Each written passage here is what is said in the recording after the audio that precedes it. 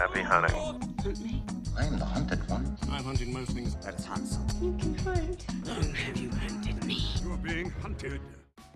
Good morning, welcome back to another Curated Top 10 for the 21st of July 2018, a Saturday with still around 200 hunts submitted to the site, which is kind of crazy really when you think about it.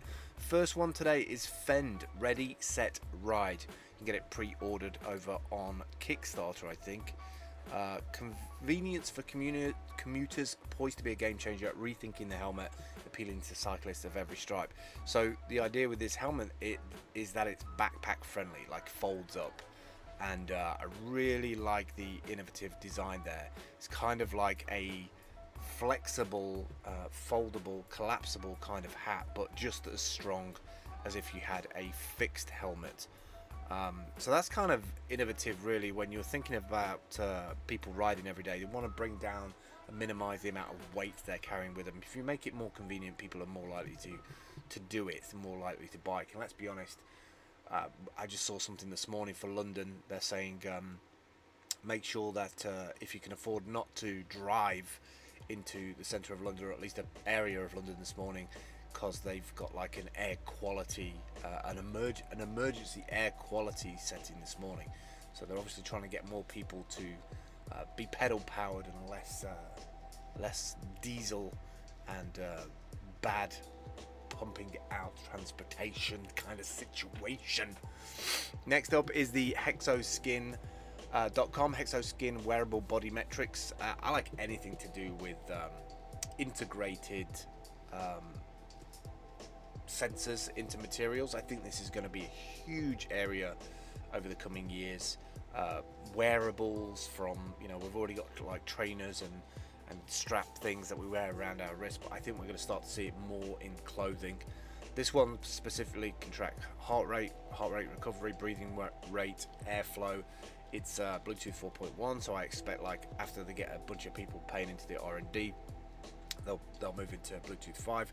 It's got a app, so you can track all that stuff. You've got minute ventilation, activity level, acceleration, calories, cadence, step count, all in the clothing itself. So that's kind of neat.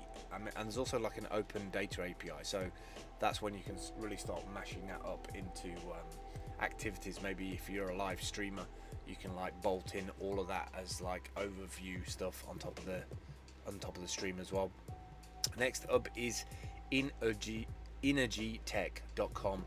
The reason why I brought this one up is I posted this one because of this Kodiak box. This company, Energy, they basically have got a thing on for the next 20 hours where if you buy one of these boxes, which are around $2,000, they'll give one away to a family in need in Puerto Rico. Because as you know, in Puerto Rico, their power went off because of that massive big, I say power went off, their power system got like literally destroyed by a big hurricane.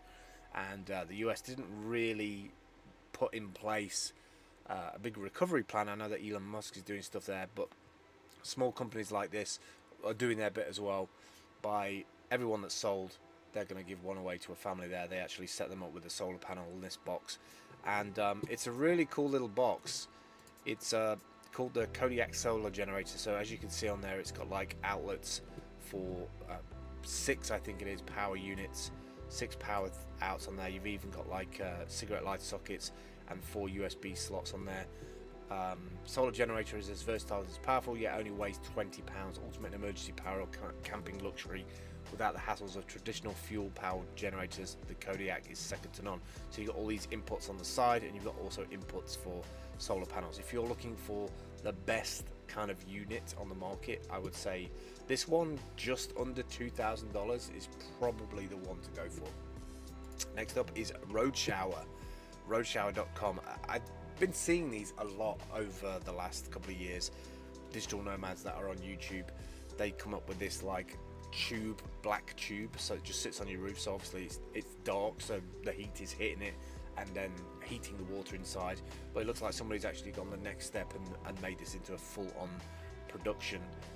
You basically fill it at the top there, you attach this little hose thing onto the top on the other side, and it's kind of pressurized. You can see what temperature the water's going to be, and then it's just literally on top of the van, and you can like clean the van down with a high pressure jet, or you can just have like a little shower as well. Ideal because you just fill it with water, and then the solar does its business by, you know, heating it up throughout the day. And it's also got high pressure on it as well. It can be pumped with a bike pump, tire inflator, or a 12-volt compressor up to 65 psi. Solar heated even while driving. Water can heat up to 100 to 115 degrees. Hands-free washing. I mean, it's ideal if you're on the road. Next up is the GC553 Live Game Ultra. So you've probably seen a million different boxes that you can connect to your PC or Mac to be able to capture like PS4 or another gaming rig. They brought out a new one, the Live Gamer Ultra, capture like never before, 4K 60 frames a second pass through. I mean, these things are coming through real fast now. No limit to 4K HDR. This compact device can pass through high refresh rates up to 240 Hz on a full HD signal. So literally you can take maybe off the back of a decent screen, like a full-on 240 Hz screen, and then take that out into the box and then into your Mac. So your computer's not doing the work. This little box is kind of like a little add-on box which captures that for you and then gives you as a USB 3 signal or a DisplayPort. I can't remember which connector it is. 100% lag-free 4K 60 HDR video pass-through. The LGU allows you to enjoy the mesmerizing 4K HDR gameplay. I love it when like salespeople write these things out. As you can see, tiny little box, HDMI in, HDMI out, and then a cable straight into your machine. It just means that your machine isn't doing all the decoding. This little box does it and passes it through as if it was another signal, as if it was like a HDMI just a HDMI signal into a machine. Next up then is the Airfish 8. The Airfish 8 is an 8 to 10 seater wig craft. I don't know what wig means, with a 17 meter by 50 meter footprint, designed to be operated by 2 crew and carrying capacity for 6 to 8 passengers. Powered by a powerful yet compact V8 car engine that runs on 95 octane automotive grade unleaded gasoline. So it's not even like that maritime fuel that you need. You just fuel it up with pretty much high level gas that you can get at gas stations, I guess. This thing is a beast. 500 horsepower engine, gasoline, octane 95 or above. So you could use marine fuel, I think, for it.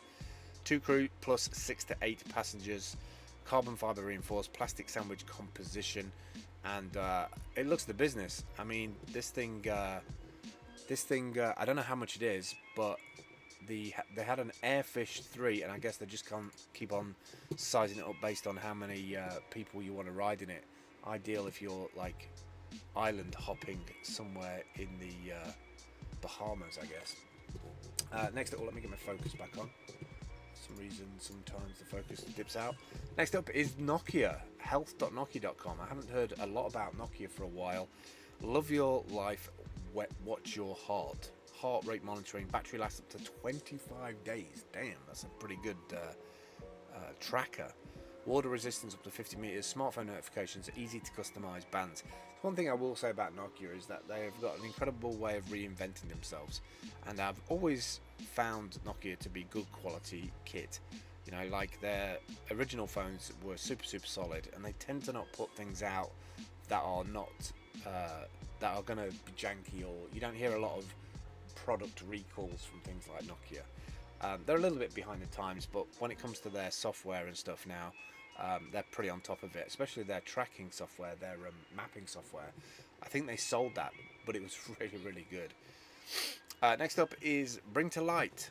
Bring to Light, trapped in the city subway system due to a sudden disaster, you explore the depths of the tunnels to find your way out. The further you explore, the more you realise there's more to this disaster, and the lurking shadows are following your every move. If you're looking to enhance your experience, this is why I threw this one in. With that experience with Bring to Light with a heart rate monitor, we're impressed by your bravery. Seeing and hearing your heartbeat in the game definitely puts a new perspective on the game, and that's one of the reasons why it adds a whole new level of immersion. So it supports the Scrushy Rhythm and the Polar H10. The reason for these two devices, they both allow the game to easily connect to the device, and both devices are capable of providing real-time information. So like being able to hear your heartbeat as a sound in the game as you're like getting more stressed and tense, I kind of like those little add-ons.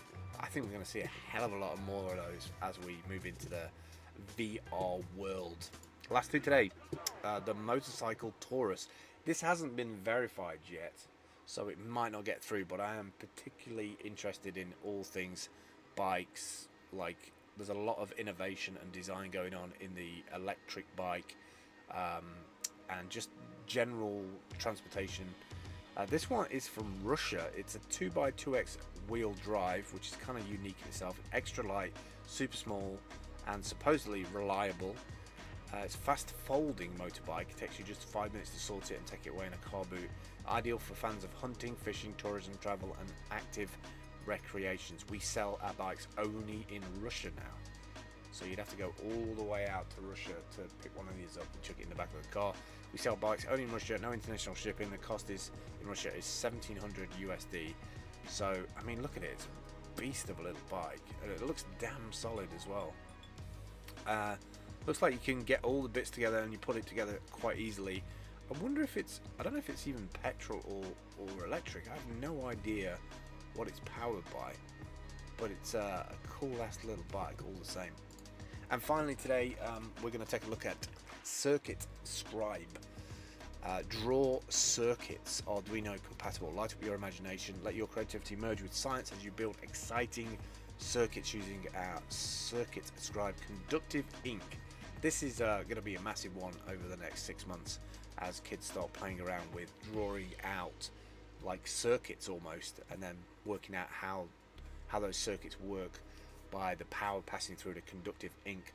And it's got these little magnetic modules as well, and then you can just print out the design on any standard printer paper, and then you place the paper over a steel sheet included in the kit, and your paper becomes the base for blinking lights, beeping buzzers, and whirling motors. And I think this is just a really great way of getting kids and adults to understand how electronics work, and you know, the conductivity between each one. I mean, you ask a child today how electricity works, and I'd be interested to know if they actually know how power is delivered to a house. Something like this can fire up that imagination, you know.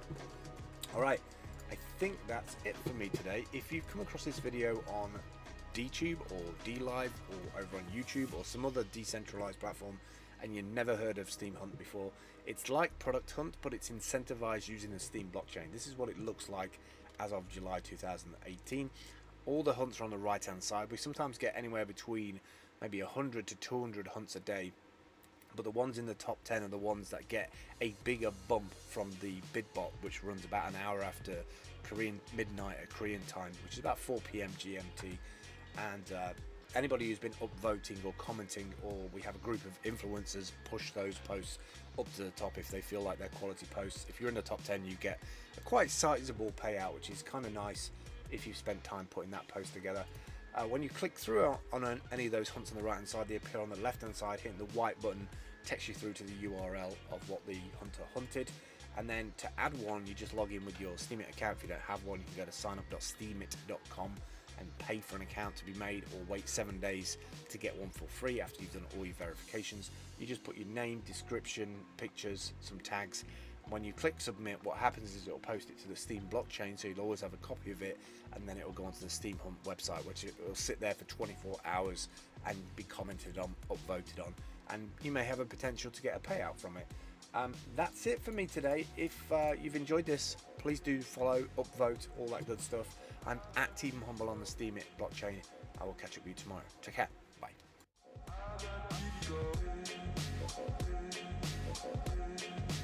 I got